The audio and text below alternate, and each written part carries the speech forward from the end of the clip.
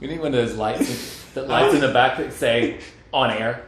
Oh, that we just like back push where the I button. used to work when I was like 12 years old, there would be like one light there, and there was a video camera, and then they call you in. When you're 12. Yeah. Wow.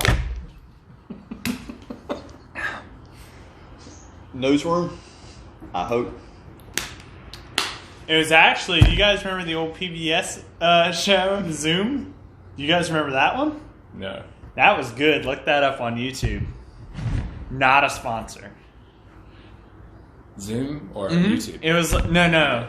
Look up Zoom on YouTube. You said not a sponsor. I just didn't know which But one was. You have to probably type in PBS show. Zoom. Yeah. It was like a bunch of kids, and they would all do like, today we're going to make a raft out of pine needles or something like that. I was probably in high school when that show was on. Oh, no. You were in your 20s. No, you're much I older watched than it. that. Okay, well, I watched it when I was like 10. So that's about right. You would have been in your 20s. 17 years ago. 29.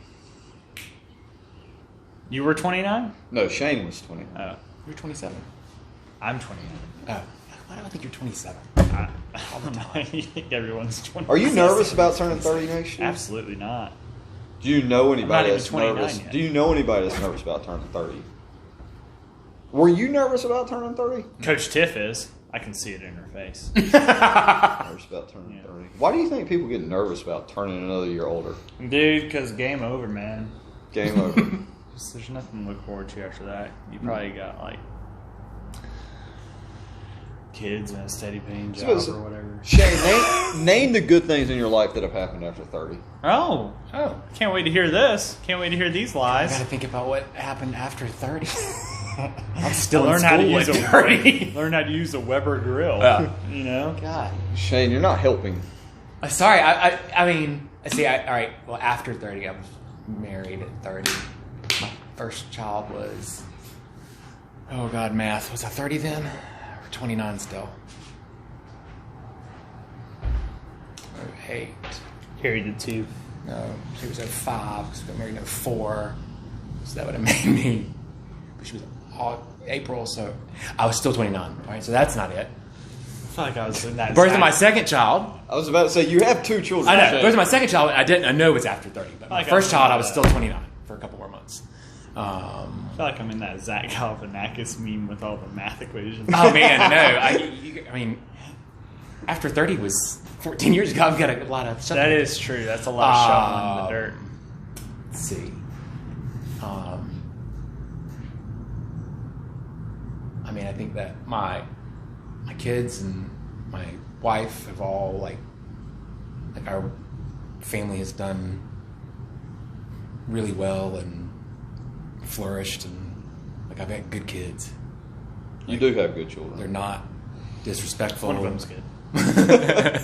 Which one? Well, He's gonna look at this. He and Jared have a yeah. Well, they butt heads. And I'm 1-0. yeah, Sure. I got to If you ever watch this, very, very lucky that I got to switch careers and open the gym and do something totally different that I'd always wanted to do. So that's definitely, because that was just recently, obviously. yeah.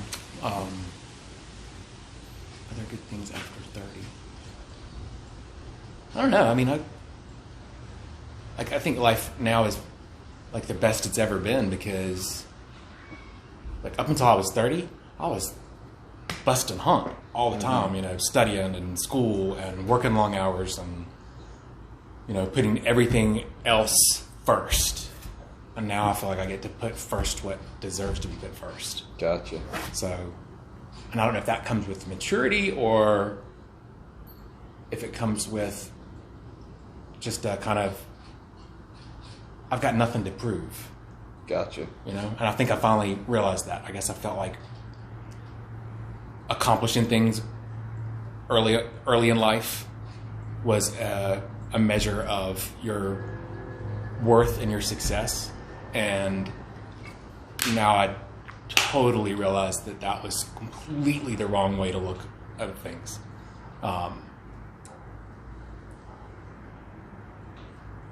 Yeah, because you can accomplish everything you set goals last week. You can accomplish all your goals and still be a miserable SOB because you're putting focus in the wrong areas of your life, things that really aren't going to make you happy, that really don't, let's say they don't matter, but in the long term of your overall happiness and what your legacy is that you leave behind, they really don't matter.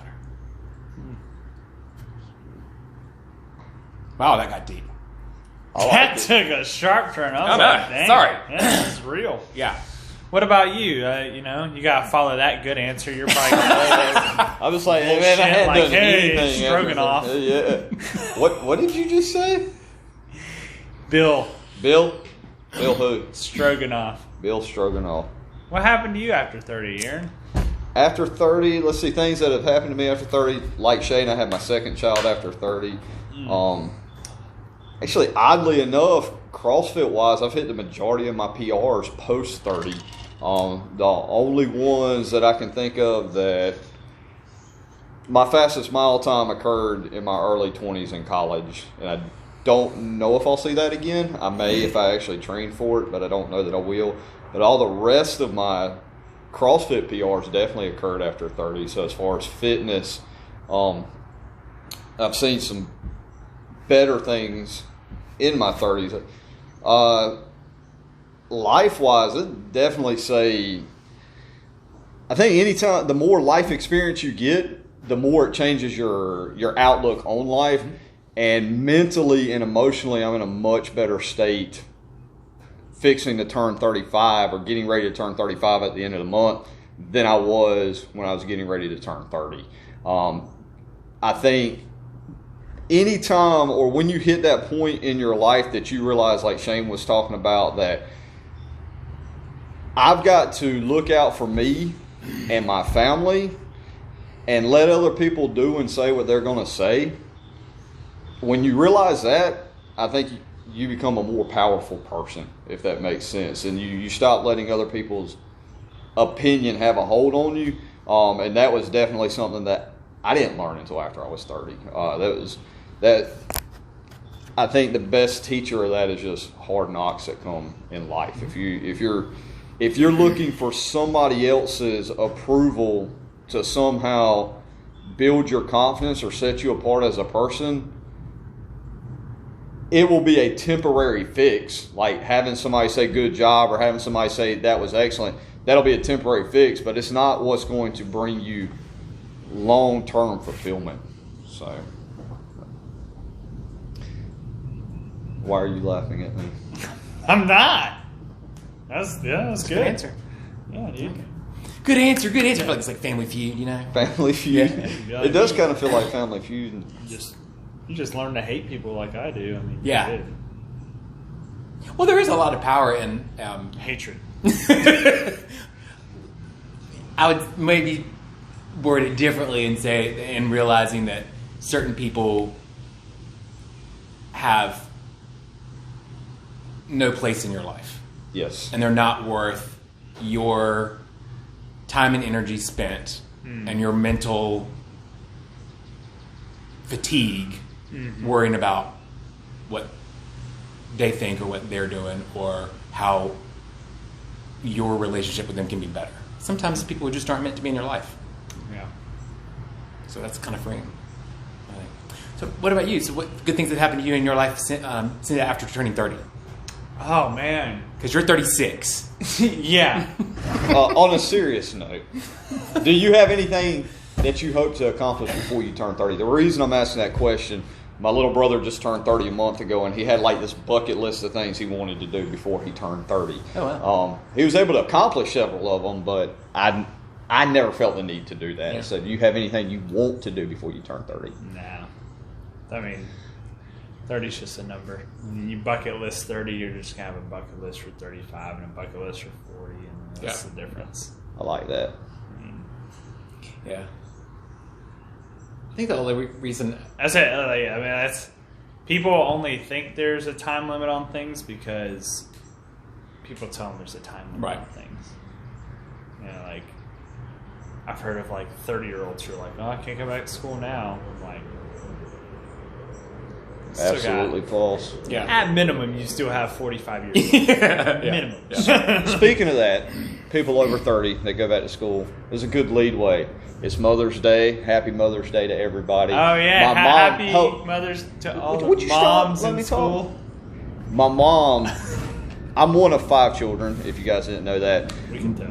Yes, you can. I'm the middle child. I got like that middle child syndrome. Never feel like I'm loved or cared about enough. Right. So from Shane or Chris. But my mom went back to school when she was in her 40s. She had 5 children, and it was a struggle. There were times as a child that I felt like maybe my mom was neglecting things around the house, because I viewed things from a child's standpoint. As I got older and as I got into college, I really began to appreciate how much of a sacrifice my mom made and that work ethic that it took to go back to school. When you have children, when you are 30, 40, or even 50 years old, that's awesome. I wouldn't allow an age to pigeonhole you into things that you can't do. There were times, especially when I was in grad school and some things got really tough and, as you could say, a dark place because I had so much going on in my personal life that I just really buckled down. I was like, if my mom could do this with 5 children at home in her 40s, then I could definitely do it. So, happy Mother's Day. Happy Mother's Day. Were all the kids out of the house by the time she was? No, when I was still at home, my older brother was in and out of the house. Obviously, my younger brother, younger sister at home, and probably the thing that makes it even more impressive of a feat. Most of you, or a lot of you guys know this, but I have a sister that has Down syndrome. So my mom was doing all that with a child that has special needs. So That I think that ties a lot into fulfillment with happiness. Like when people get older, they feel like they have to like stop doing things, right? So like they're like, okay, well, I'm not gonna do these new challenges because I'm older. Like that's just not what people my age do. But I met plenty of people who are unhappy, and I met plenty of people who are happy. And from just someone who hasn't really studied the subject from like a scientific point of view, I don't think I've met someone who's happy that isn't working towards fulfilling something. And it doesn't have to be like major. It doesn't have to be like, oh, I'm going back to school to do this because I want to accomplish this. But they're always like working towards something. And it could be fitness related. They're like, well, I go and do fitness because I want to get better at that. Or I'm doing something in school. Or like, I don't know, I took up basket weaving or something. Underwater basket weaving. Underwater basket. I can make a basket underwater in 33 seconds while holding my breath. Yeah. Like the constant, you won't find happiness in being content. You'll only find happiness if you're always working towards something. And that could be like being a better parent, being a better husband or spouse. And that's on like base level, and you can even take it to something super specific like I want to get a better run time, or I want to do, because you constantly get this feedback in your life that you're actually improving something. And so that progression tells you that you're still able to grow. And I feel like people hit an age where either they're like, I better start growing before it's too late, or they're like, oh, I feel like I'm past that level to grow. And that's why I feel like some people like my age or younger than my age waste time, not in that they're wasting time in terms of like they're doing something that's not going to benefit them in 10 years. Like, that's whatever. But they'll waste time in like being really apathetic about accomplishing things because they're like, you know, I'm not going to start being fit and healthy now because I don't need to worry about that till like the doctor says, hey man, you need to it's time. Get in shape. Like, you know what I mean? Like that's how like I always think about it. I always think about it in that way. Like let's take it into like CrossFit training. Like you get like a 22-year-old, and they're thinking to themselves, I can live like a 22-year-old and just kind of do my thing.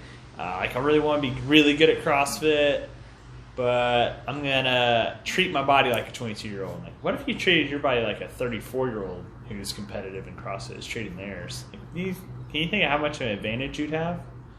Like if you like timed your meals and ate really well and did all that stuff, like you're wasting time by not taking advantage Greg of is that. wasting time. Yeah. Greg is a real piece of poopy sometimes. Greg actually does pretty good. He does a great job. He's very, very disciplined. Yeah. Which is rare for his age. Yes. Yeah. Extremely. But I guess that kind of answers your question for me. Like, I don't put age time on it. I'm just, like, it took me, I didn't finish college until I was 24. Whether it was the year I took off between high school and college, or it was the 3 years I was in community college taking classes I didn't ever need, right? And then transferring to a college that required me to make up some more classes. So, you know, like you could say like, oh man, you could have finished at 21 or 22 instead. You would have had those 2 extra years out of college. Yeah, I guess. But I was always moving one step forward. And it's one thing my dad always said. He said, I don't care what you're doing as long as you're taking that step forward. As long as you're taking that step forward, you're going to be happy because you're always fulfilling something. With that being said, when Chris graduated from college at 24, yeah, he was well ahead of the curve where most college graduates are at. I had the opportunity during that time to work with Chris a little bit at CrossFit Mount Olive, and seeing him come in as a college student and not being a know-it-all, but being so willing to learn and willing to learn from several different sources, that's not... We'll just put it this way. He was much farther along as a 24-year-old college grad than I felt like I was as a 22-year-old college grad. And, I mean, at 22, I was a head football coach and probably jumped into something that I wasn't really prepared for and learned a whole heck of a lot on the fly. Which is something to be said for that. Yeah. But I think taking your time and taking that approach and, like Chris said, moving a step forward regardless of where you're at in life, you've got to constantly... I definitely think the metaphor of you're either moving forward or you're moving backwards, it applies. Does that mean you can never take a day off or anything like that? No, that's not what I'm saying. But what I am saying is that you need to have something that you're working for, and it doesn't matter what it is. It doesn't have to be a fitness related goal. It can be a life related goal. It could be anything, but you need to be working towards something. Yeah. So I would say this: if you go 3 months in a row and your day looks the exact same every day, like you could put on paper and timestamp your days, and they're the exact same 5 or 6 days out of the week, then it's time to mix in something. And what I mean by that, and like I'm not like switch your whole life around type thing, Yeah. right? But if like you go to your work and you do the same work every day, like I'm kind of blessed that I get a different scenario in my job every day, right? So like it automatically fills that void for me. Right. I could be problem solving one thing in a class one day and problem solving something for someone completely different in the next class the next Right. day.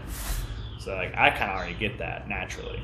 But if your job is one of those like, well, you know, this is my job title, this is what I do every day, it's the same thing. And then you get off work, you go home or whatever, do whatever you're doing, and then you eat, and then maybe you watch TV for 2 hours and you go to sleep. Like if that's your day all the time for like 2 or 3 months straight, then mix in something else. And for a lot of people, that can be like, okay, I'm gonna mix in doing fitness now. Mm-hmm.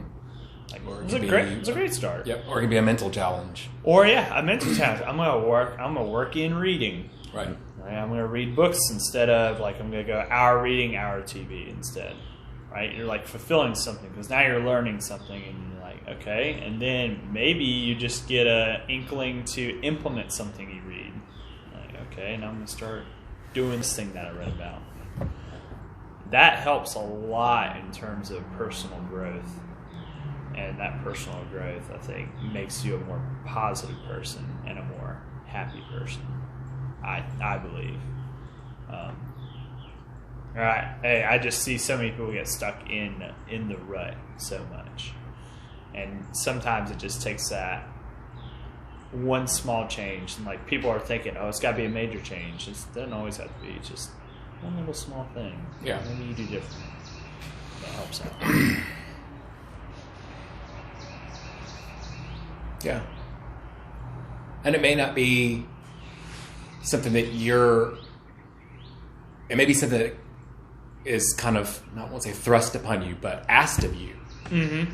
That would be a challenge. Like someone asks you to do something that's challenging or that you've never thought of before. And that can be very scary if you didn't have control of that thought, of that goal. I think a lot of the members know that I just started last fall teaching at my kid's school an elective class in anatomy and physiology that the headmaster asked me, would I teach it? Some kids wanted it. Would I teach it? And I was like, I'd never even contemplated teaching high school kids. I taught med students and residents and, fellows when I was an attending, but that was kind of I had certain things that I taught them. You're asking someone to teach an entire field of study to people who've never had it before. Right. And so I was very intimidated by that. Just coming up with the whole curriculum, coming up with lectures to give every single day, fun stuff to do that's not always lectures, so they're stimulated to learn. And so that was something that I ended up doing that was one of the most fun things that I've done since, I've been in the gym. And how do you like working with that age group? Love it. Well, it's I'm kind of lucky because it's an elective course. And then I started teaching a different course in exercise science kinesiology because they wanted that too. But both of them are elective courses for upperclassmen. Mm-hmm. So they're all kids that want to be in the class. So I never have anybody, that doesn't want to be there. So it's great. Yeah. So it's it's one of those things where it wasn't a plan that I had, but somebody approached me out of the blue, and it was kind of like, well, this could be stimulated in a totally different way. Mm-hmm. And I always did enjoy like teaching med students and having residents and all that kind of stuff. Anyway, but it was totally different. Like this is more didactic lectures and that kind of stuff, and rather than teaching them on the fly, like a case-based thing. Mm-hmm. So it's been fun to kind of make it up as I go. And would you say you've kind of found a new passion in that? Oh yeah, I love it. Yep, absolutely love it. So I was kind of bummed we didn't get to do a lot of the stuff that I had planned for second semester, because COVID. Mm-hmm. But well, doing something scary and stressful, that's good for you. Yeah. I worry sometimes, and this is not to like attack people because it is a real thing, but like it's big in society now that like we talk about like anxiety and stuff, like getting very anxious about things, right? And then some people suffer from like a crippling anxiety where it's like they just get overwhelmed and they just kind of go into shutdown mode, like they gotta, which is a real thing. Like I'm not saying that's not, and I'm not like therapist in any sort of way like that. But what I tell people just kind of is like, because I consider myself as a coach, I think it's my duty to be like the front line of everything healthcare, right? Like I should be the baseline of teaching you what being fit is. I should be the baseline of teaching you what nutrition is. I should be the baseline. I think if more coaches go that way in the profession, you'll see more professional coaches and you'll see less, hey, do my 30-minute detox workout. And I think you'll see that go that way in the future. And I think that's the way it should go. You should have, I think coaches have never been treated as professionals, and I think it's going to go that way. And I should be like a level one, like the first level line of helping you understand like mental health. Mm-hmm. And what I tell people often, because I experience it in the gym all the time, like when you get anxious and scared of something, you need to stop and ask yourself, like take a deep breath and ask yourself, am I getting scared and anxious because this is something that's bad for me, or am I getting scared and anxious because I'm scared I might fail it, but this is something that can make me better? Right? And usually if it's making you scared and anxious, it's not something that's going to hurt you. No. It's something that scares you a little bit, stresses you a little bit. It's new. It's the unknown. It's the unknown, exactly. But if you go do it and you take that chance on that, you're going to feel better about it. Yeah. Like walking into the gym for the first time. Right. I remember I used to get super anxious about like talking in front of people. Super anxious. I used to have like a public speaking class in front of 7 different people. And my first speech, I stuttered my way through it. I went extremely monotone. The teacher was like, I didn't hear a word you said because you went like monotone and got really quiet. And I thought I was just like talking normally. Right? And it was like a room full of like 6 people. Yeah. Like 6 or 7 people. But I realized, and I didn't know I was going to do what I'm doing now. But I realized it was going to pay off if I just kept doing it. Right? I go up there, I act more confident, go about it.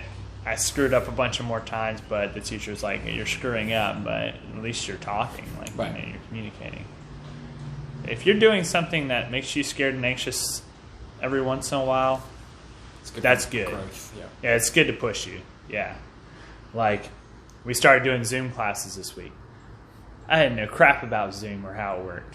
So, like, the points of anxiousness of starting that were like, okay, what do I do if this many people are on? How do I make sure I'm watching everybody? How do I have everyone set up their cameras to watch? How does the sound quality work? How do I make sure they can see me video? What do I do? Like, there are all these questions I didn't have an answer for. And so it was like going about that, and you get through that anxiousness, you just do it, and you make it work on the fly, and you improve it. But I think that's just the big point I tell people, like, it's okay to be anxious. Right. It's okay to be scared of something new. But ask yourself, is this something that's going to like hurt you, or just even doing it is going to help you? Yeah. Like, take that first step. Right. I'm not here to like cure anything you're doing. I'm here to help you and kind of give you that little push along. Right. And that helps with happiness a lot. Yeah. Because those same people who push through, they start accomplishing one little thing after another. They're like, holy crap, I didn't know I could do that or that or that. And it just keeps building and building and building. And just like training, you can handle more and you can handle more. You can handle more stress without it breaking you down. Right. You can handle more of what life throws at you before it overwhelms you. So I've seen it help. It's not one of those things where I'm saying it like, this is just how it works. Like, I've just seen it over and over. Right. So that's like a big thing. Yeah, and I think it sets you up, if you keep at it, you're going to improve. Yeah. From your baseline. Mm-hmm. Oh, yeah. And that's a positive change that you're making. And anytime you have positive changes in your life, there's plenty of things in your life that are negative. Yeah. Or outside influences are negative. Inside influences in your own head that are negative. Mm-hmm. Things that, you're telling yourself you can't do this. Yeah. You're never going to make it to be able to do this thing in your life. And so that's what we talked about last week about goals, sometimes make the goal smaller. Mm-hmm. So that it doesn't seem so overwhelming, so that you achieve something and you have that positive reinforcement. Yeah. Hey, I did that. It wasn't this, but I got to here. Mm-hmm. So if I can get to there from where I was, then maybe I can get to the next step. Mm-hmm. And I may not make it all the way to here. Yeah. But I'll just keep trying to get better until I try to get to there. Yeah. Sometimes the point isn't there. Right. It's that you implemented a process that can take you there. Right. Right? Because regardless of whether you get here or not, you're not going to be here anymore. Right. You're going to be at least here. You know what I mean? Like, you're going to be at least somewhat better than you Yep. were. That you were doing. Do you guys positive self-talk yourselves a lot?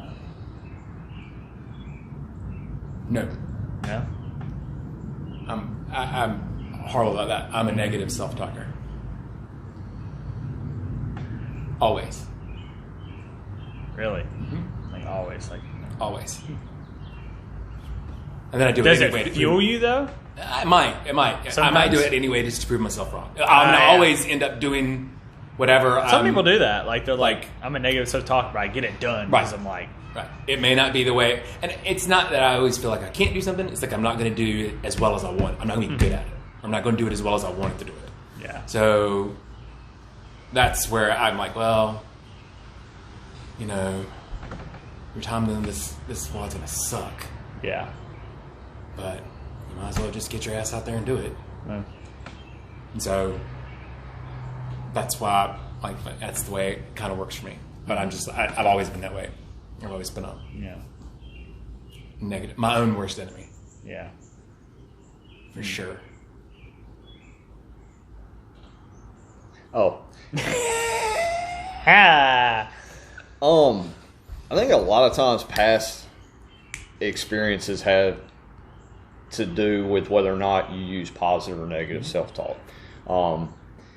Maybe the way that you were raised, maybe it could be interactions you had with people growing up. Maybe it could be interactions you had with people at work. Maybe it could be interactions with your peer groups. To answer your question, I am naturally a negative self-talker who works really hard to positive self-talk. I think most people are. I try to, when I get a negative thought coming in, I try to get it out of my head. I think that sometimes in my life I've had issues with what is real talk versus negative self-talk.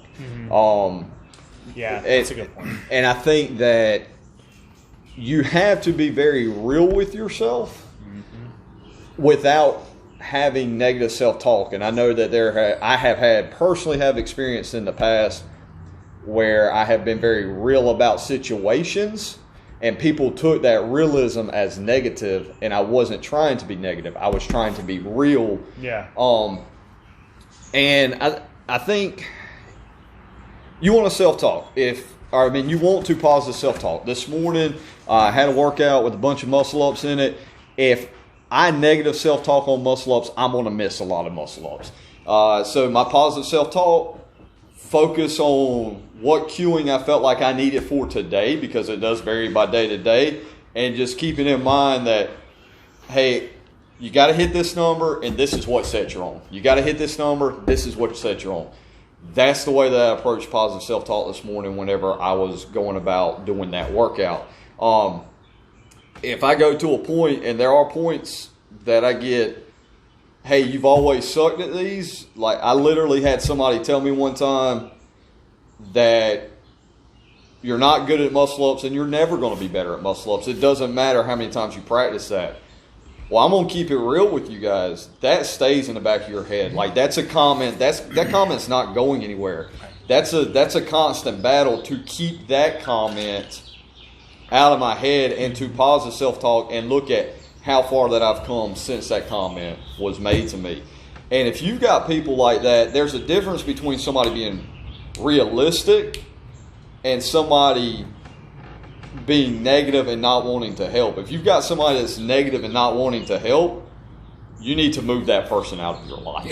So you need to move on. But I definitely, you don't want to positive self-talk yourself so much that your expectations become unrealistic. What do I mean by that? Best friend time you've ever had is 7 minutes. And you positive self-talk yourself into, I can do this in 2.5 minutes. And you go in and your first round on the thrusters is sub 30 seconds. And you get up on that pull-up bar for the very first one. And if you're going to go sub 2.5 minutes, you're going to have to stay relatively unbroken.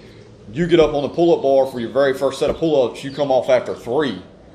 Well, you just ruined what could have potentially been a very good WOD for you if you would have taken a different approach. What's a real approach? My best time ever, 7 minutes. Let's try to go maybe, even if we're being ultra positive, let's try to go 5 minutes today. Let's try to knock 2 minutes off of it. If it's been a year since you've done it and you know you're in much better shape. So I think there's a place for being realistic. I think when you're talking to other people and you're being realistic, you need to be aware of how it comes out, because I have been burnt on that in the past where I was being realistic, but it came out in a very negative tone and it ended up costing me a lot. So yeah, that can be tough because you might get into situations like that where you're the person who's keeping someone else accountable.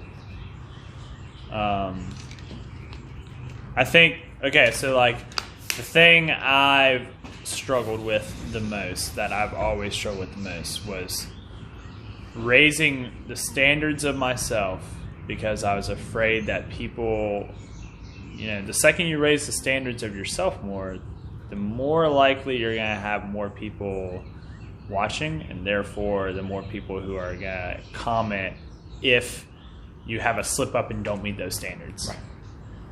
Right? Mm-hmm. It's a sad statement, but people love to see other people fail. Right.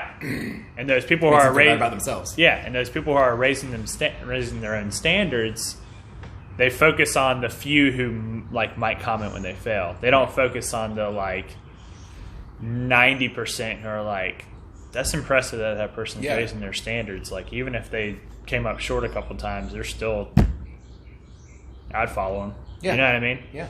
It's like, I've always had that issue. Like, okay, if I raise my standards more, the people around me might see me fail with it, right? And therefore, I'm failing them. Right. Right? But, and it's one thing, I still battle with it, but you're never, I think one of the biggest mistakes as well, kind of like, I've been the one just kind of laying out mistakes I see a lot today, but is people not willing to set that standard right out the gate for themselves. And once you raise your own standard and you're like, I'm not, whatever it might be, I'm not going to fall below this standard of myself. Don't be afraid of the people who are going to be around you to see you fail. Step 1, surround yourself with people who only want to see you do it well.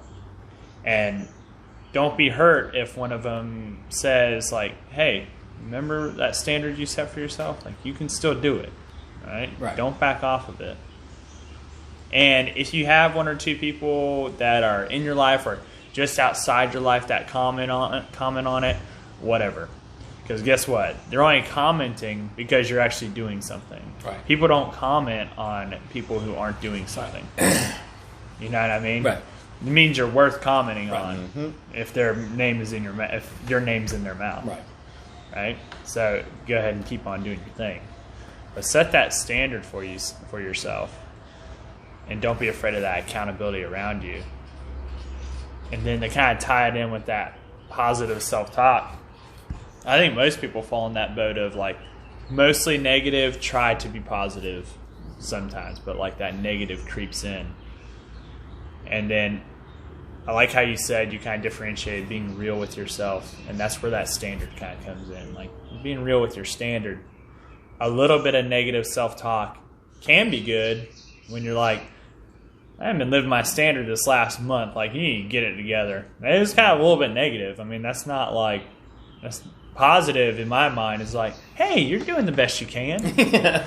It takes a little bit of that negative real talk where you're hey, you can get shit together. For real. And if you learn how to make it start with you, you're going to see other people kind of build you up really quick. Right? That's kind of something I found. The second you go in and you start setting that standard, you're going to see people really back you up a lot faster than if you just kind of sneak in and just dabble in and then nah, I'm not going to do it. Right.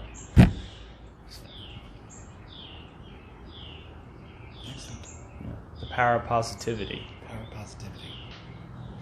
Yeah. I think that's something you have to cultivate too, though.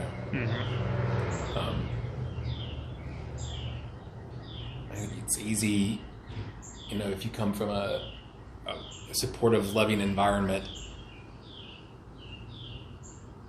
it's easier to hear the bad things that other people say that really don't have any input in your life. That's true. You take that much more seriously than the people who are supportive and positive. And that's one of those facts of human psychology that baffles. But because You don't believe them. you're always up on the defensive, Yep. you don't believe what they're saying. Yeah. So, and that's a very hard place to be in, but it's harder to get out of that place. Like you once you've been there, it's very hard to come out on the other end. Can you get out of that place where you've just had folks that are extremely, extremely negative and you're beaten down, so to speak, from it? Can you get out of that place? Yeah, you can, but I think it takes time. And I don't know that it ever really completely leaves you, but that's where that positive self-talk comes in. That's where that was a different time. It was a different place. I've got to move on. Yeah. I'm in a better place now. Yeah. So Just surround yourself with more of that positive nature. And I think we have members that are the same way. That, like, I know I can think of a couple people that whenever I'm being positive during class, they're very skeptical, and I just keep saying, I'll just keep saying it over and over and over again, and I think eventually, it gets in there somewhere. They don't believe it 100%, but they believe it more than they did the first 300 times I said it. Yeah.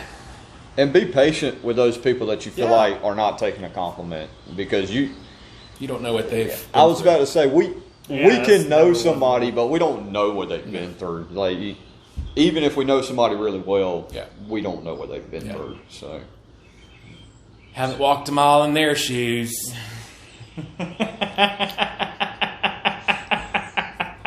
That's making fun of Aaron. That's good. That wasn't actually. I wasn't trying to. No, you did. I was throwing out what an old person would say at the end of a conversation, Yep, I remember back in my day. That you are old. I know, that's why I said that. You're in your 40s. Haven't walked a mile in their shoes.